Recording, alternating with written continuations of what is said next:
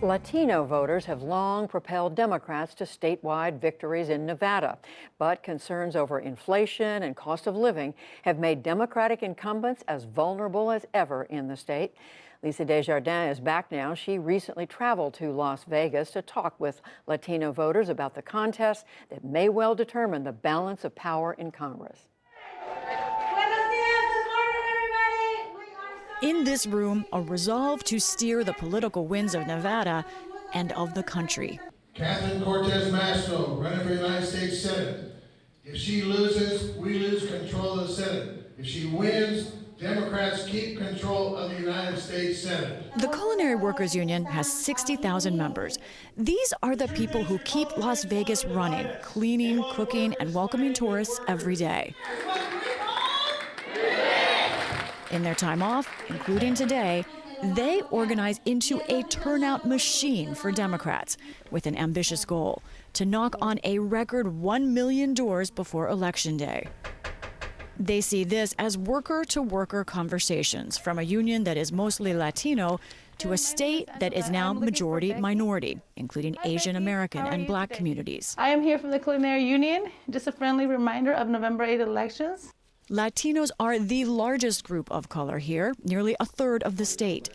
Democrats have dominated with these voters in the past, but that's now in question. Pio Rejas is a 19-year-old Peruvian American and the passionate president of the Latino Student Alliance at the College of Southern Nevada, a community college.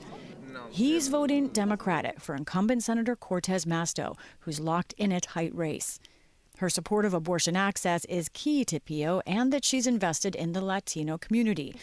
But as for other Latinos... Well, I think right now, Latino community, it's just, I feel like they're not like only Democrats. I feel like they're like trying to find a person. They are not locked into voting Democratic. No, but I'll say there's a like big percentage of people who are Democrats in Latino community. But even with that, Latinos right now are looking and might vote either way. Yeah. Looming over all this is the economy. Tourism has been back, but Nevada remains the state longest and hardest hit by the pandemic. Lower wage workers, disproportionately Hispanic, face a rent crisis. And inflation here is tied for the highest in the nation, with gas prices a daily reminder. This in a vast state, brimming over with close, high-stakes races from governor down. It is a nail-biter for U.S. Senate, and 3 of the 4 U.S. House seats here could swing either way. I am so excited to be with all of you. Cortez Masto is seen as the most vulnerable Senate Democrat in the country, a must-win for her party to hold the Senate. She first won in 2016, thanks largely to Latinos, and she's campaigning hard with them again, in person and with an ad stressing her Mexican-American heritage. All of us sharing dinners at my grandmother's. We asked her about what Pio raised, economic worries. I take on big oil because they're squeezing my families at the gas tank. I see it. My family lives here as well, but my opponent's not. He actually makes money at a D.C. law firm that represents big oil. He's opposed prescription drug negotiation. That charge was directed at the Republican challenger, former State Attorney General Adam Laxalt. The son and grandson of U.S. senators, he is riding a Trump wave. So we have one shot to save this great state. Laxalt charges that Cortez Masto and Democrats are the ones out of touch. And people are as upset as they've ever been with what's happening to America.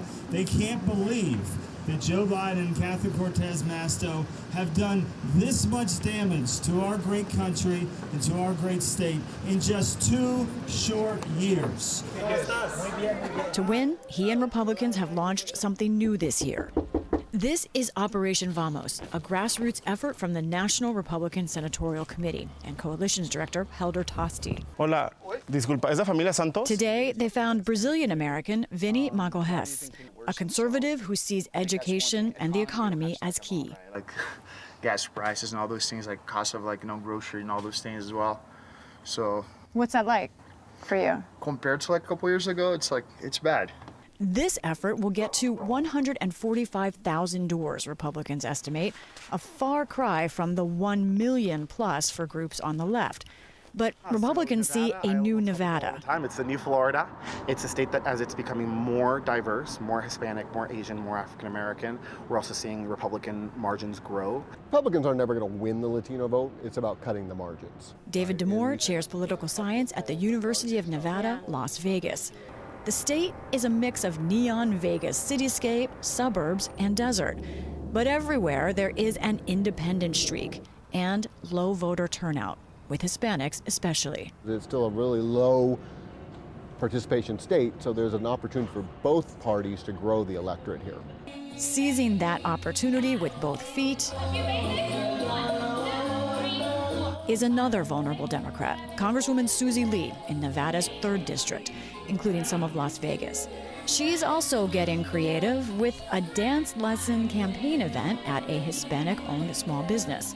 Her closing message is personal and tangible, that she pushed for the funds to keep businesses like this afloat in the pandemic and has focused on healthcare and checkbook issues. Very clear distinction between what we fought for and what we delivered, not just for Latinos, for the entire community, and what Republicans have done, which is nothing.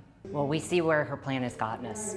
We've got some of the highest gas costs in the country. April Becker is the Republican challenger, a high-energy attorney who also knows this diverse district here at an Ethiopian community event. She believes many Hispanics have core conservative values.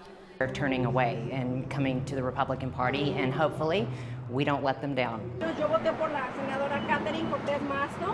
Both parties are fiercely fighting for this group. How and how many Hispanics vote here could set the course for the House, Senate, and country. North Las Vegas City Councilman Isaac Barron is a Democrat. Whoever can come out and make that connection with Latinos is going to take this. And if Latinos don't show up? It's going to be hard for Democrats to carry the day.